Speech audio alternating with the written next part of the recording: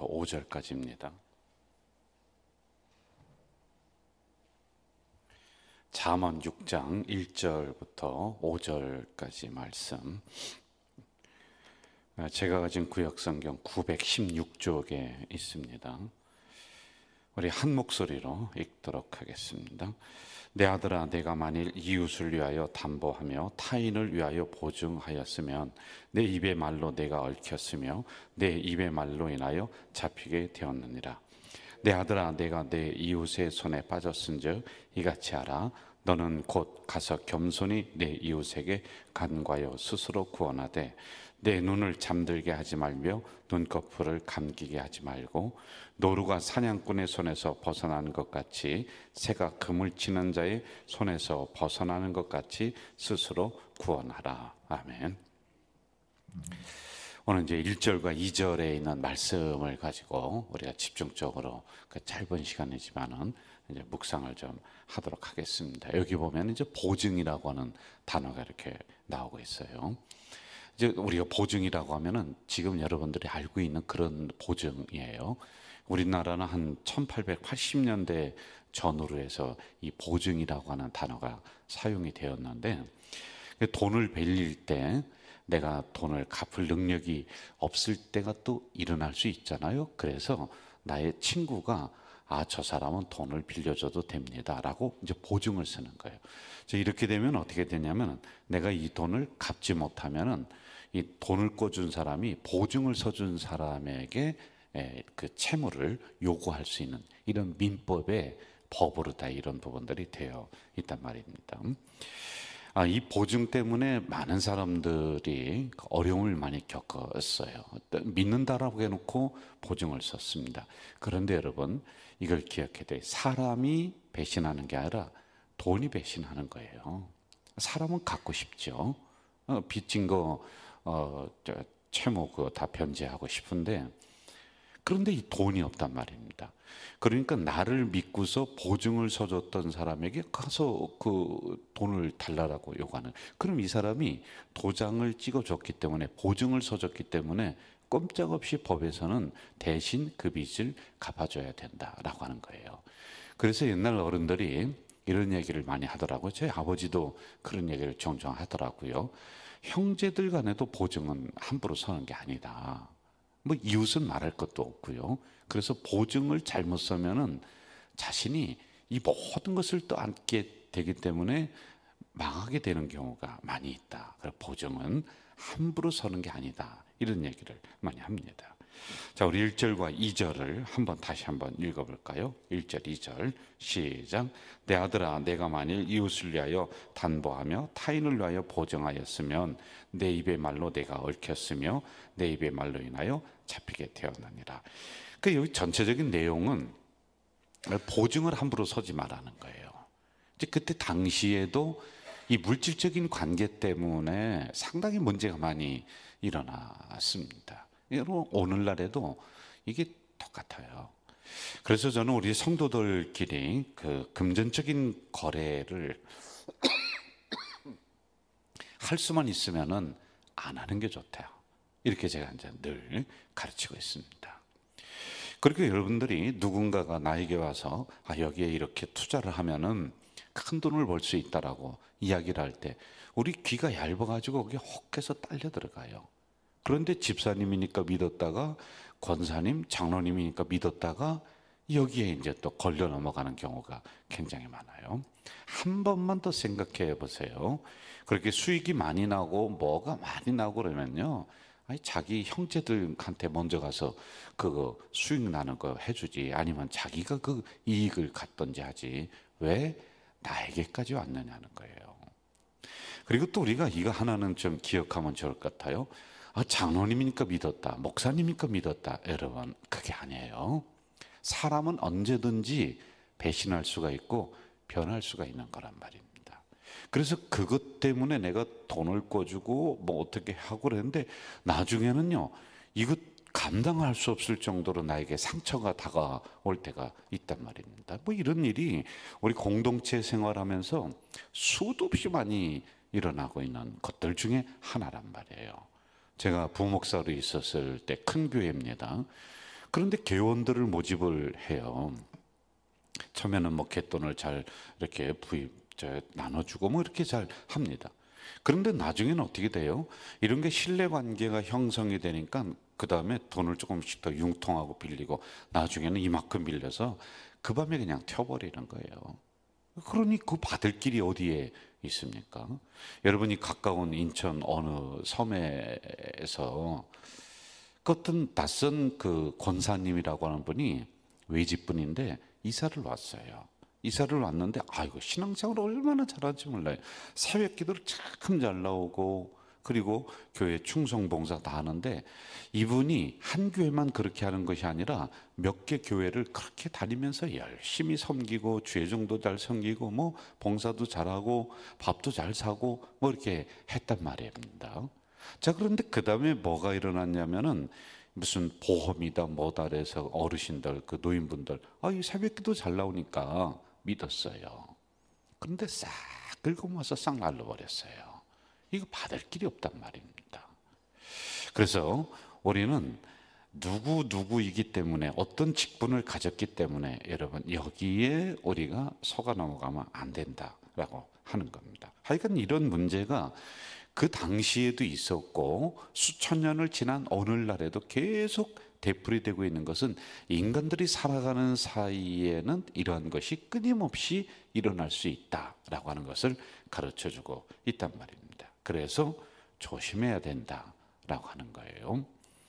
자, 그러면 제가 이 새벽에 여러분 돈 관계 조심하세요, 보증 서지 마세요, 뭐 이건 얘기하려고 제가 이 말씀을 꺼냈냐는 거예요. 그게 아니에요. 자, 이제부터는 영적인 문제를 한번 이 부분을 우리가 한번 들어가 보자라고 하는 겁니다.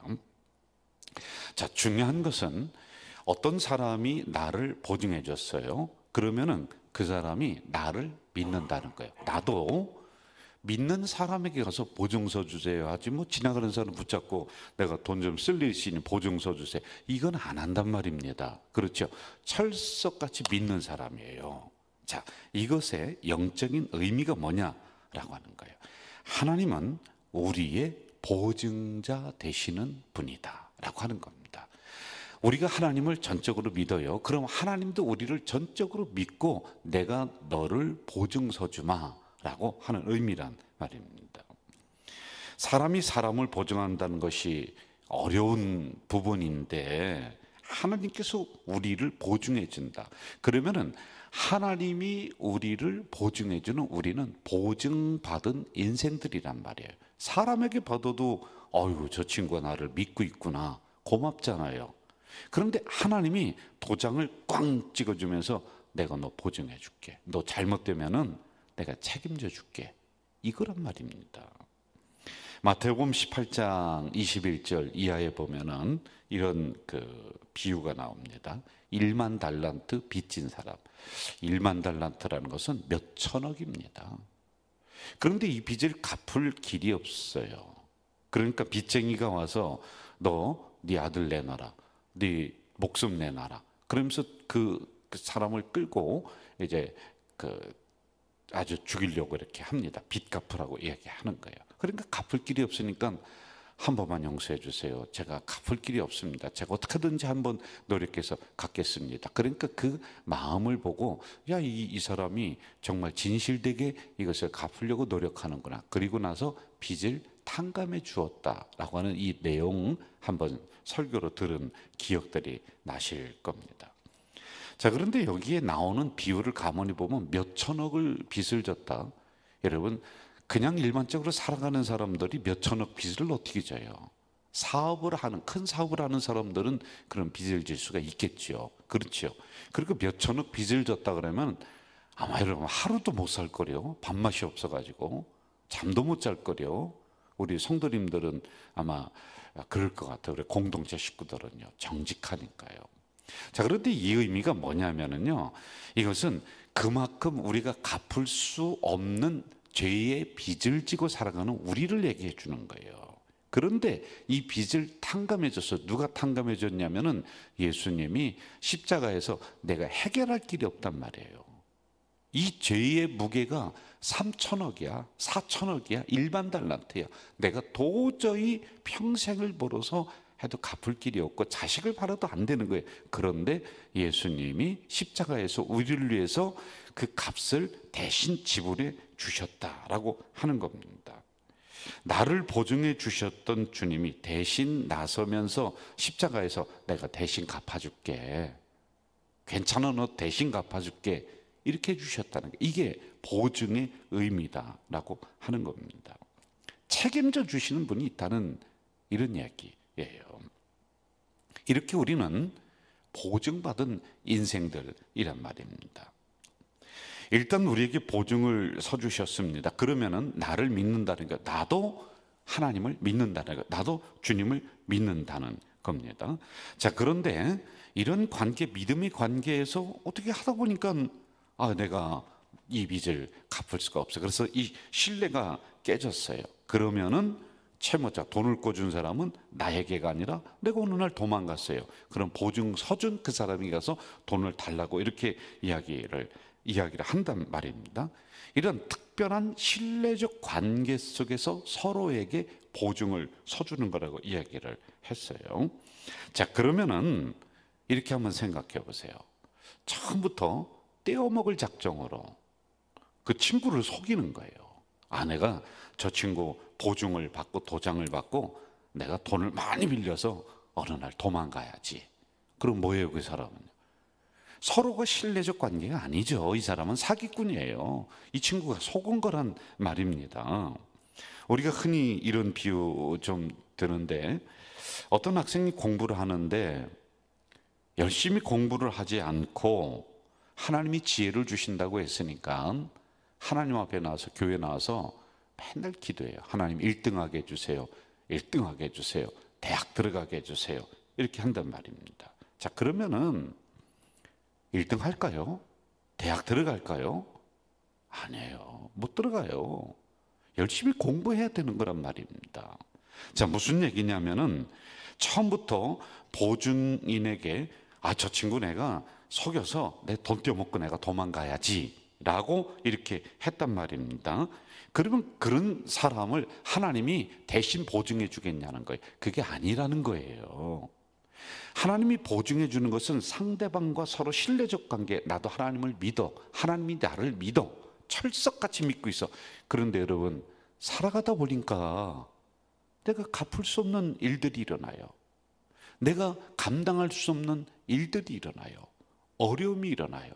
그리고 어느 날은 나의 실수로 사업이 어려워져요. 가정이 어려워질 때가 있는 거예요. 그럴 때 보증 대신 하나님이 걱정하지 마, 내가 책임져 줄게, 이렇게 하는 거지.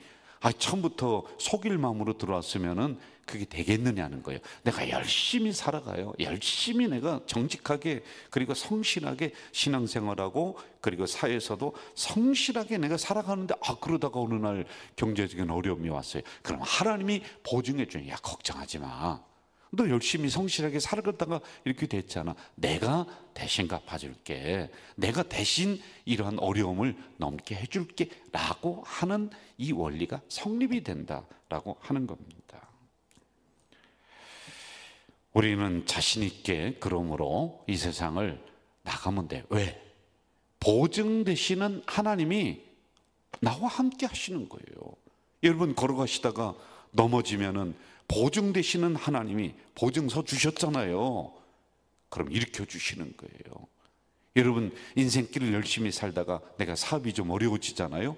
그럼 하나님이 두 팔 이렇게 손잡고 그냥 가만히 있는 것이 아니라 보증서 주시는 하나님이 막 다가오셔서 그 사업의 어려움을 넘게 해주시는 이러한 놀라운 역사가 일어나게 해주신다라고 하는 말씀이 오늘의 핵심의 말씀이란 말이에요.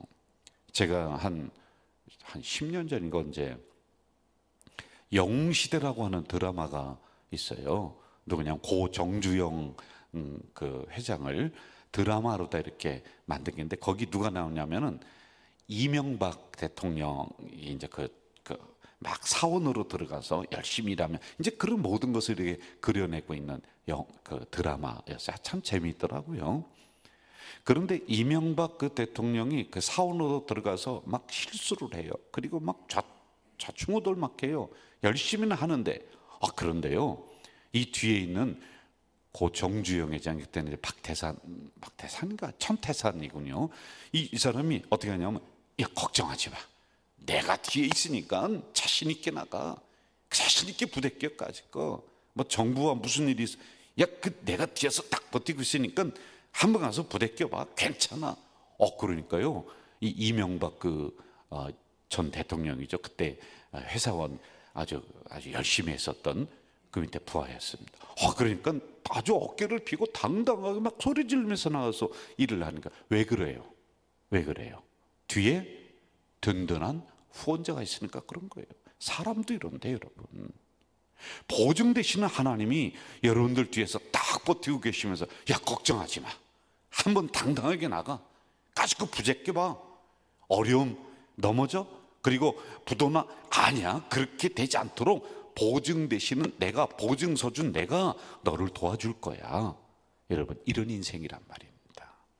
저는 오늘도 이 말씀 꼭 기억했으면 좋을 것 같아요. 하나님은 나의 보증서 주시는 분이다. 나를 책임져 주시는 분이다. 그래서 여러분, 당당하게 걸어 나가시다가 넘어지면은 하나님이 일으켜 주실 거예요. 일부러 그런 거 아니지 않습니까? 일부러 실수한 거 아니지 않습니까? 일부러 내가 돈 떼먹으려고 일부러 사기치려고 그런 거 아니지 않습니까? 열심히 하다가 사업 어려우면요, 하나님이 도와주세요. 보증서 주시는 하나님이 책임져 주시는 인생이 바로 여러분과 저인 줄로 믿습니다. 그 하나님을 믿으면서 오늘도 당당하게 승리하여 나가는 이 하루 되시기를 주 이름으로 축원합니다. 전능하신 아버지 하나님, 이 새벽에 연약한 저희들을 불러주시고 말씀 주셨습니다. 감사합니다. 담대하게 성실히 열심히 살아나가다가 어려움 당하면 보증되시는 하나님이 걱정하지 마.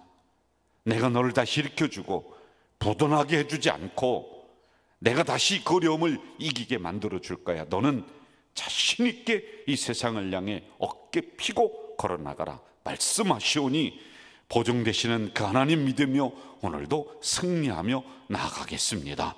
함께해 주시옵소서. 예수님의 이름으로 기도하옵나이다. 아멘.